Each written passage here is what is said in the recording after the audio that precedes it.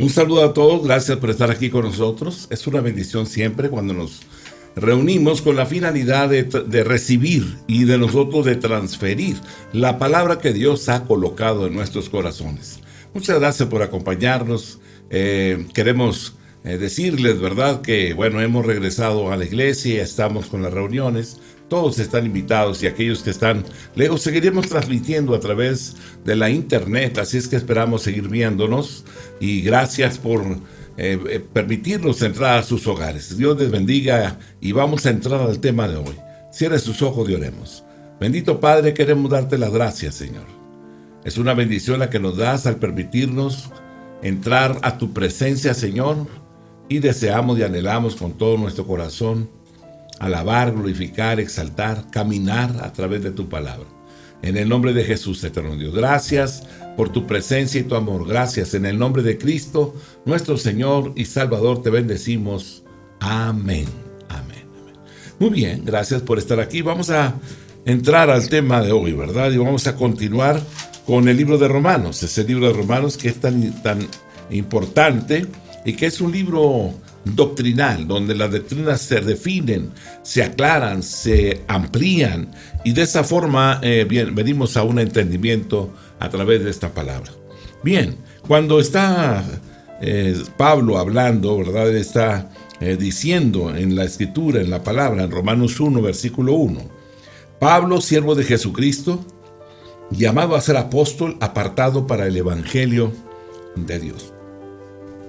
La palabra siervo, doulos, indica mucho más que un simple siervo. Es un esclavo, propiedad absoluta de su amo. Es un esclavo unido a su amo por la ley. Una consideración del mercado de esclavos del tiempo de Pablo muestra en forma más clara lo que Pablo quería decir cuando afirmaba que era siervo de Jesucristo. El esclavo era propiedad de su amo, era posesión absoluta de su amo. Pablo había sido comprado y poseído por Cristo. La razón de la existencia del esclavo era su amo, que tenía otro motivo para vivir.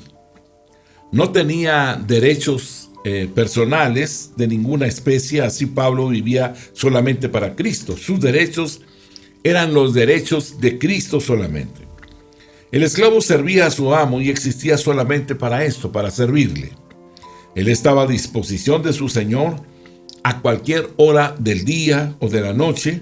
Lo mismo ocurría con Pablo. Vivía solamente para servir a Cristo, hora tras hora, día tras día y noche tras noche. La voluntad del esclavo pertenecía a su amo. No podía tener otra voluntad ni otra ambición que no fuera la ambición y la voluntad de su amo. Estaba absolutamente al servicio de su amo y debía una absoluta obediencia a la voluntad de su amo. Pablo pertenecía a Cristo, en efecto. Dice haber batallado y luchado por llevar, y dice aquí, cautivo todo pensamiento a la obediencia a Cristo. Hay una quinta y muy preciosa cosa que Pablo quiere decir por siervo de Jesucristo. Da a entender que tiene la más alta y más honrosa y más grande dignidad real de todo el mundo. Los hombres de Dios, los hombres más grandes de la historia, han sido llamados siervos de Dios. Es el más alto título de nobleza. Moisés era siervo de Dios. Josué era siervo de Dios también. Josué 24, verso 24. Después de estas cosas, dice, murió Josué, hijo de Nun, siervo de Jehová, siendo de 110 años. David también se le identificó como siervo de Jehová, segunda de Samuel 3:18. Ahora pues, hacedlo, porque Jehová ha hablado a David diciendo, por la mano de mi siervo David libraré a mi pueblo Israel, de mano de los filisteos y de mano de todos sus enemigos. Pablo era siervo también de Jesucristo, ahí como leíamos en Romanos 1:1. Pablo, siervo de Jesucristo, llamado a ser apóstol, apartado para el evangelio de Dios.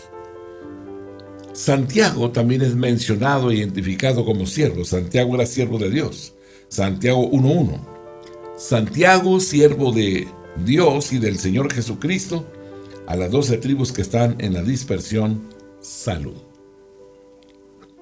Pedro era siervo de Jesucristo. Segunda de Pedro, capítulo 1, versículo 1. Simón Pedro, siervo y apóstol de Jesucristo, a los que habéis alcanzado por la justicia de nuestro Dios y Salvador Jesucristo. Una fe igualmente preciosa que la nuestra.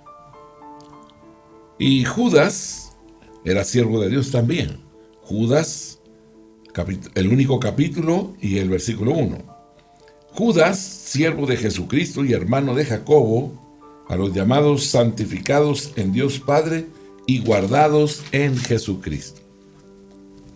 Los profetas eran también considerados e identificados como siervos de Dios. Amós capítulo 3, el versículo número 7.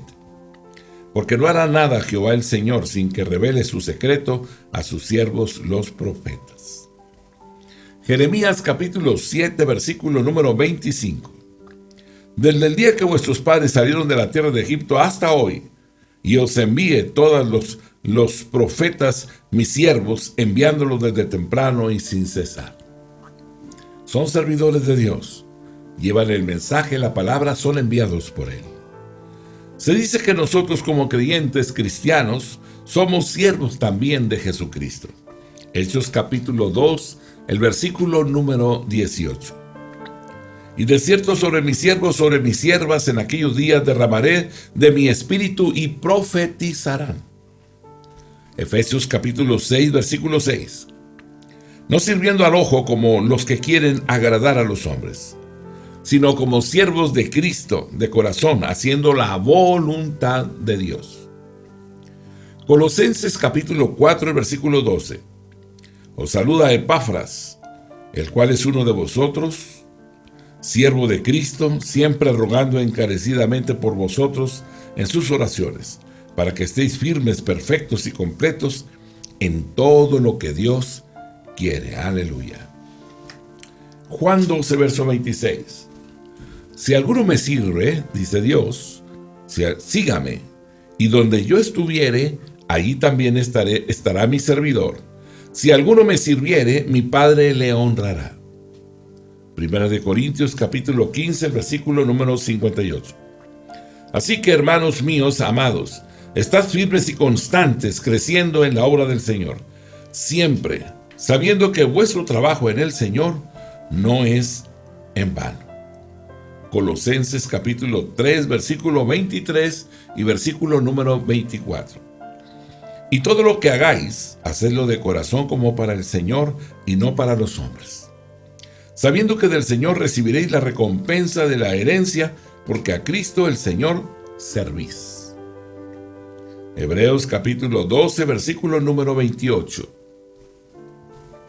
Así que recibiendo nosotros un reino inconmovible, tengamos gratitud y mediante ella sirvamos a Dios agradándole con temor y reverencia. Éxodo 23, versículo número 25.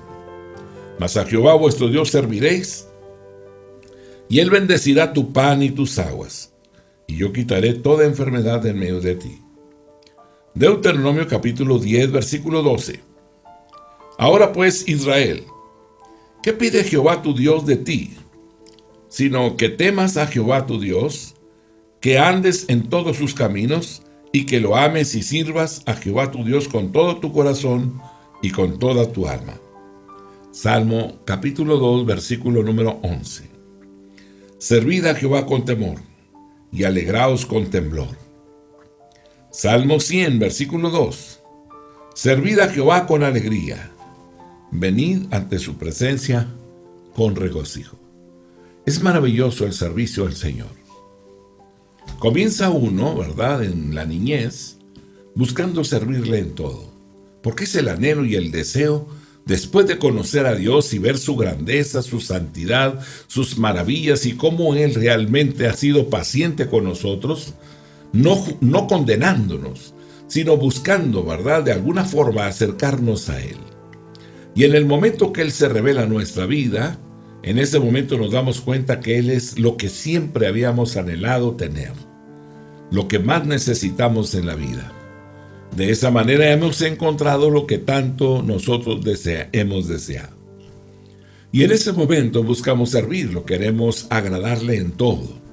Leemos la Escritura, oramos, clamamos a Él, salimos a la calle, compartimos con alguien, vamos a una montaña o algún monte donde estar a solas con Él. Y ahí levantamos nuestras manos, abrimos nuestro corazón, o manejando el auto, caminando por la calle, o arriba de una ruta en el silencio ahí, agachando nuestra cabeza, vamos hablando con Él. Y Él nos escucha. Eso es maravilloso. Por eso no nos cansamos de alabar, glorificar y exaltar a Jesús el Señor, porque ha pasado de lo que habíamos oído a tener una relación real con el Señor. Y nos damos cuenta que Él nos escucha, nos oye y nos responde. Esto es extraordinario. No es una filosofía, no es algo que uno aprenda en algún lugar. Solamente se trata de que si tú quieres tener una relación con Dios, puedes tenerla. Búscalo, escudriña su palabra, medita en su ley, obedece sus mandamientos, sus estatutos, y entonces empezarás a ser sensible a esa presencia de Dios que te rodea. Y en el momento determinado, sabrás que Él está dando ese toque especial a tu corazón. Y en ese momento, sabrás que Él es el único Dios suficiente y verdadero. Pablo había cambiado completamente su vida. Se había topado con Él, un hombre religioso, un hombre que había leído la palabra, un hombre que había sido enseñado en las tradiciones, en los hábitos y costumbres de la nación de Israel. Él pensaba que conocía todo sobre Dios, mas sin embargo un día Dios se hizo presente, y esto es lo que nosotros necesitamos. Un toque de Dios en nuestra vida, y jamás volverás a ser el mismo. Cambiará radicalmente tu forma de pensar, tu forma de ver las cosas, porque sabrás que realmente Él se hace manifiesto en toda la creación, en todo lo creado, y sabrás que Dios es real, que Él es el Todopoderoso, el Creador de lo visible y de lo invisible, el que hace maravillas. Él es la fuente inagotable de todo, que la energía y el poder de los rayos brotan de las nubes y que realmente son el producto de que Él creó las cosas para hablarnos a través de ellas. Así que gracias a Dios por sus bondades y su amor, pero ahora lo vemos en todo. Él es nuestro todo. Aleluya. Pablo era apóstol de Dios. La palabra apóstol significa, se refiere a una persona que es enviada. Apóstolos. Apóstol es un representante. Apóstol es un embajador. Una persona enviada de un país a otro para representar a su nación. Y hay tres cosas que son verdad, que pertenecen al oficio apostólico. El primero es que él pertenece a la persona que lo envió. Ha sido comisionado para ir, ser enviado, que vaya, que lleve las buenas nuevas. Es una persona que posee toda la autoridad y el poder de la persona que lo envía. Hay tres cosas que podemos aprender a través de lo que Pablo nos menciona. Pablo dice que fue llamado a ser apóstol. Él fue llamado para ser apóstol. ¿Qué significa? Que no estaba en el ministerio porque él lo haya elegido. Tampoco estaba en el ministerio porque él tenía la capacidad. Tampoco era porque alguien lo había estimulado a elegir la carrera del ministerio. No estaba tampoco por la capacidad nata de tener la capacidad de trabajar con personas. No es por esa razón. Era ministro o era apóstol por una sola razón. Dios lo había llamado. Aleluya, gracias Dios. Hechos 26, versículo número 16. Pero levántate y ponte sobre tus pies, porque para eso he aparecido a ti, para ponerte por ministro y testigo de las cosas que has visto, y de aquellas en que me apareceré a ti. Primera de Timoteo, capítulo 1, el versículo número 12. Doy gracias al que me fortaleció, a Cristo Jesús nuestro Señor, porque me tuvo por fiel, poniéndome en el ministerio. Génesis 12, versículo número 1. Pero Jehová había dicho a Abraham: vete de tu tierra y de tu parentela y de la casa de tu padre a la tierra que te mostraré. Éxodo 3:10. Ven por tanto ahora y te enviaré a Faraón para que saques de Egipto a mi pueblo, los hijos de Israel. Aleluya. Ser enviado. Apóstolos. Jueces 6:14. Y mirándole a Gedeón, Jehová le dijo: ve con esta tu fuerza y salvarás a Israel de la mano de los madianitas. ¿No te envío yo? ¿Verdad? Hemos dicho que es una comisión para ir. Que un apóstol o alguien enviado posee toda la autoridad y el poder de la persona que lo envía. Jueces 6:14 nos dice eso. Y mirándole a Gedeón, está hablando, Jehová le dijo: ve con esta tu fuerza y salvarás a Israel de la mano de los madianitas. ¿No te envío yo? Por la palabra que él ha dicho, es basta y suficiente para ir y realizar lo que él nos manda. Isaías capítulo 6, versículo 8. Después oí la voz del Señor que me decía: ¿a quién enviaré y quién irá por nosotros? Entonces respondí yo: heme aquí, está respondiendo Isaías, envíame a mí. Aleluya. Pablo había oído y respondido al llamado divino. Dios no atropelló la voluntad de Pablo. Quería a Pablo en el ministerio, de modo que lo llamó. Pero notemos que correspondía a Pablo oír y dar una respuesta a ese llamado. Pablo fue llamado para ser apóstol, no para ser un hombre de autoridad, no para ser honrado por los hombres. Todo siervo de Dios es llamado con dos propósitos primarios: para servir y ministrar. Mateo capítulo 20, versículo 27 y versículo 28. Y el que quiera ser el primero entre vosotros será vuestro siervo. Como el Hijo del Hombre no vino para ser servido, sino para servir y dar su vida en rescate por muchos. Algo que Dios nos manda es a servir. Venimos a servir. Extendemos la mano para proveer, para ayudar, para impulsar, para animar, para levantar, para encauzarnos en los caminos de verdad y de justicia. Lucas capítulo 10, versículo 36 y 37. ¿Quién pues de estos tres te parece que fue el prójimo del que cayó en manos de los ladrones? Dijo: el que usó de misericordia con él. Entonces Jesús le dijo: ve y haz tú lo mismo. Juan capítulo 13, el versículo número 14. Pues si yo, el Señor y el Maestro, he lavado vuestros pies, vosotros también debéis lavaros los pies los unos a los otros. Gálatas capítulo 6, versículo 2. Sobrellevad los unos las cargas de los otros y cumplid así la ley de Cristo. Gálatas capítulo 6, el versículo número 10. Así que según tengamos oportunidad, hagamos bien a todos y mayormente a los de la familia de la fe. ¿Verdad? Fue enviado para ir y llevar fruto. Ese es el apóstol. Mateo capítulo 3, versículo 8. Haced pues frutos dignos de arrepentimiento. Juan 15, 16. No me elegisteis vosotros a mí, sino que yo os elegí a vosotros y os he puesto para que vayáis y llevéis fruto y vuestro fruto permanezca. Romanos capítulo 7, el versículo 4. Así también vosotros, hermanos míos, habéis muerto a la ley mediante el cuerpo de Cristo, para que seáis de otro, del que resucitó de los muertos, a fin de que llevemos fruto para Dios. Filipenses capítulo 1, el versículo número 11.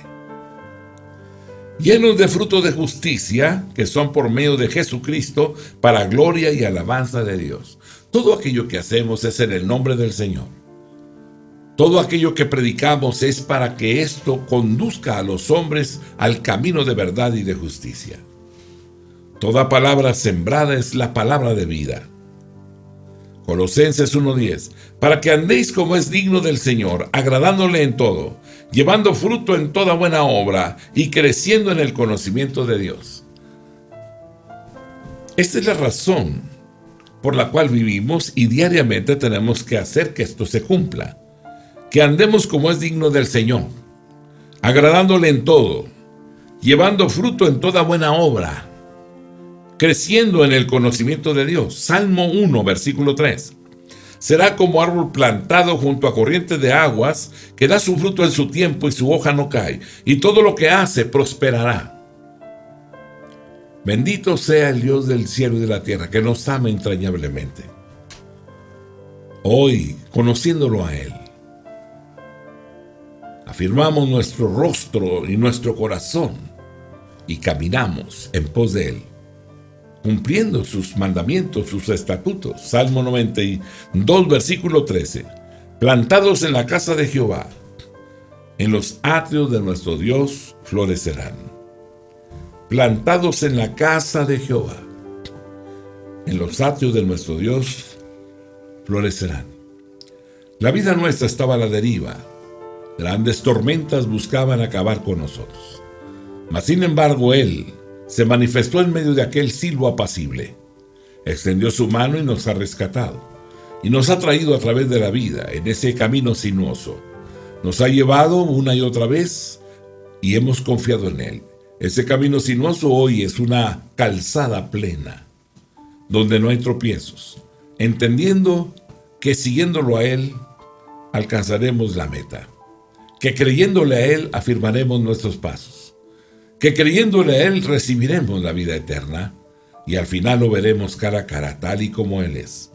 Él es el único Dios verdadero y eterno. En Él confiamos. Pablo fue apartado para el Evangelio de Dios. La palabra Evangelio significa las buenas nuevas de Dios. Pablo dice que fue llamado y apartado no para una religión, ¿verdad? No para una denominación o secta de confección humana. Pablo dice que fue llamado y apartado para el Evangelio de las buenas nuevas. Estas son las buenas nuevas. Que Dios, ¿verdad?, se llevó en la cruz del Calvario nuestros pecados y que Él quiere perdonarnos. Y que Él quiere levantarnos, cambiarnos, ¿verdad? Justificados pues por la fe. Caminemos ahora, crezcamos en la gracia y en el conocimiento de aquel que nos llamó de las tinieblas a su luz admirable. Y de esa manera, permaneciendo en su camino, confiadamente transitemos por la vida, poniendo en obra su palabra, siendo librados de la muerte, y permanezcamos de esta forma, de esta manera, hasta que lo veamos cara a cara, tal y como Él es. Esto es maravilloso. Es una vida gloriosa la que Dios nos ofrece y nos ha dado. El Evangelio del Nuevo Testamento es la misma buena nueva de Dios prometida en las Escrituras del Antiguo Testamento. Jesucristo es el tema y el autor del Evangelio. Pero el Evangelio comenzó mucho antes del nacimiento de nuestro Señor Jesucristo. El Evangelio comenzó hace mucho tiempo en la mente y en el plan de Dios. Y Dios anunció la venida del Evangelio, anunció la venida de su Hijo, por medio de los profetas de antaño. Marcos dice lo que Pablo dice después, ¿verdad? En el principio del Evangelio de Jesucristo, Hijo de Dios, como está escrito en Isaías el profeta. He aquí, yo envío mi profeta delante de tu faz, el cual preparará tu camino delante de ti. Voz del que clama en el desierto, preparad el camino del Señor, enderezad sus sendas. Marcos 1 al 3. Juan 5, verso 39. Escudriñad las Escrituras, porque a vosotros os parece que en ellas tenéis la vida eterna, y ellas son las que dan testimonio de mí. Aleluya. Gracias, Señor. Hechos capítulo 26, versículo 22. Pero habiendo recibido auxilio de Dios, persevero hasta el día de hoy, dando testimonio a pequeños y a grandes, no diciendo nada fuera de las cosas que los profetas y Moisés dijeron que habían de suceder. Hebreos capítulo 1, versículo 1. Dios, habiendo hablado muchas veces y de muchas maneras en otro tiempo a los padres por los profetas, aleluya. Así que en el Antiguo Testamento Él dio testimonio, hablando con esa profundidad en la cual Dios, ¿verdad?, se ha manifestado a través de sus promesas. Primera de Pedro capítulo 1, versículos 10 y 11. Los profetas que profetizaron de la gracia destinada a vosotros inquirieron y diligentemente indagaron acerca de esta salvación, escudriñando qué persona y qué tiempo indicaba el Espíritu de Cristo que estaba en ellos, el cual anunciaba de antemano los sufrimientos de Cristo y las glorias que vendrían tras ellos. Segunda de Pedro capítulo 1, el versículo 20 y versículo 21. Entendiendo primero esto, que ninguna profecía de la Escritura es de interpretación privada, porque nunca la profecía fue traída por voluntad humana, sino que los santos hombres de Dios hablaron siendo inspirados por el Espíritu Santo. Así que la palabra es la verdad, la palabra es la palabra es lámpara a nuestros pies y lumbrera a nuestro camino. La palabra es lo que nos fortalece, la palabra es lo que alumbra, la palabra es nuestra guía. La palabra es lo que nos impulsa a continuar día con día, y sabemos que al final lo veremos cara a cara a Él. Él es el Señor, el Rey, el soberano. Él es el eterno, el exaltado, el omnipotente Dios. Él es el glorioso, el majestuoso, el altísimo. Él es el todopoderoso. Él es el que nos tiene esculpidos en la palma de su mano. Él es el único, suficiente Dios verdadero y eterno. El Evangelio es la encarnación del Hijo de Dios. Jesucristo es nuestro Señor. El Evangelio tiene que ver con dos verdades gloriosas. La primera, el Hijo de Dios se hizo hombre. El Hijo de Dios se hizo hombre. No era hombre, se hizo. Dios no es hombre para que mienta. Dios se hizo hombre. Era de la simiente de David. Nació siendo un descendiente de David. Dios envió a su Hijo al mundo hecho carne humana. La palabra fue hecho, genómeno, quiere decir llegar a ser. El Hijo de Dios llegó a ser hombre, carne y sangre. Tenía naturaleza humana, y puesto que tenía naturaleza humana, padeció todas las tribulaciones de la vida que nosotros sufrimos. Es poderoso para socorrernos en todos los padecimientos de la vida. Aleluya. Juan 1:14. El Verbo, el Hijo de Dios, fue hecho carne y habitó entre nosotros, y vimos su gloria, gloria como del unigénito del Padre, lleno de gracia y de verdad. Hebreos capítulo número 2, versículo 14 al 18. Así que por cuanto los hijos participaron de carne y sangre, Él también participó de lo mismo, para destruir por medio de la muerte al que tenía el imperio de la muerte, esto es, al diablo, y librar a todos los que por el temor de la muerte estaban durante toda la vida sujetos a servidumbre, porque ciertamente no socorrió a los ángeles, sino que socorrió a la descendencia de Abraham, por lo cual debía ser en todo semejante a sus hermanos, para venir a ser misericordioso y fiel sumo sacerdote en lo que a Dios se refiere, para expiar los pecados del pueblo. Pues en cuanto Él mismo padeció siendo tentado, es poderoso para socorrer a los que son tentados. Aleluya. Jesucristo Era el Hijo de Dios antes que viniera al mundo. El Espíritu de santidad que habitó en él declara que Jesús es el Hijo de Dios. Era la encarnación misma de la santidad, la encarnación misma de la pureza. Él era la encarnación misma de la moralidad, así también como de la justicia. Su vida en la tierra demuestra el hecho. Vivió como un hombre por más de 30 años y nunca pecó. Segunda de Corintios capítulo 5 versículo 21. Al que no conoció pecado, por nosotros lo hizo pecado, para que nosotros fuésemos hechos justicia de Dios en él. Hebreos capítulo 4, el versículo número 15. Porque no tenemos un sumo sacerdote que no pueda compadecerse de nuestras debilidades, sino uno que fue tentado en todo, según nuestra semejanza, nos convenía, según nuestra semejanza, pero sin pecado. Hebreos capítulo 7, el versículo número 26. Porque tal sumo sacerdote nos convenía, santo, inocente, sin mancha, apartado de los pecadores y hecho más sublime que los cielos. Primera de Pedro capítulo 1, el versículo número 19. Sino con la sangre preciosa de Cristo como de un cordero sin mancha y sin contaminación. Primera de Pedro capítulo 2, versículo 22. El cual no hizo pecado, ni se halló engaño en su boca. La resurrección de entre los muertos declara que Jesús es el Hijo de Dios. Todos los demás hombres mueren y desaparecen, pero Jesús resucitó de entre los muertos. Jesús es el Salvador de nuestras almas. Nos tiene esculpidos en la palma de su mano. Él está sentado en su trono de gloria.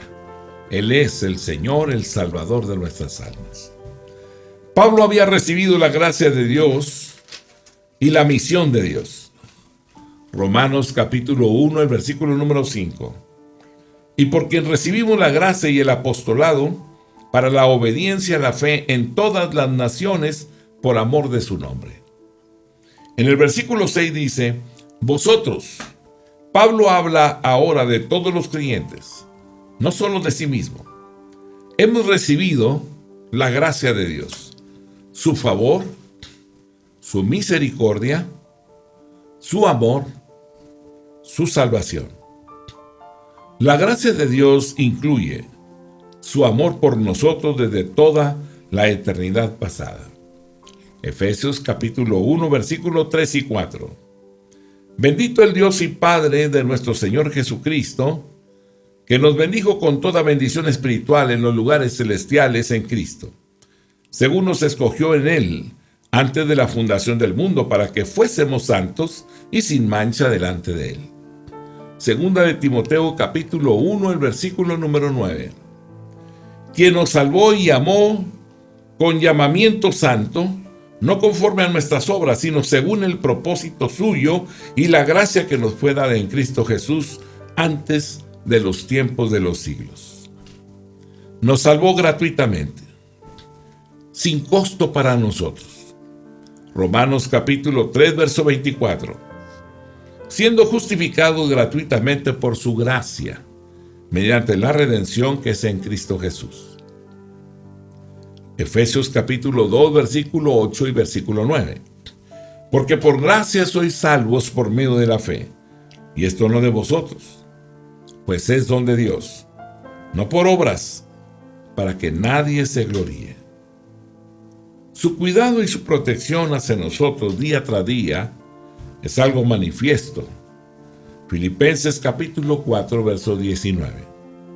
Mi Dios, pues, suplirá todo lo que os falta conforme a sus riquezas en gloria en Cristo Jesús.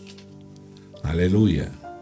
No nos cansamos de alabar, glorificar y exaltar a Jesucristo, el Rey y el Señor de nuestras vidas, porque Él dijo y hará. El que crea en mí, aunque esté muerto, vivirá.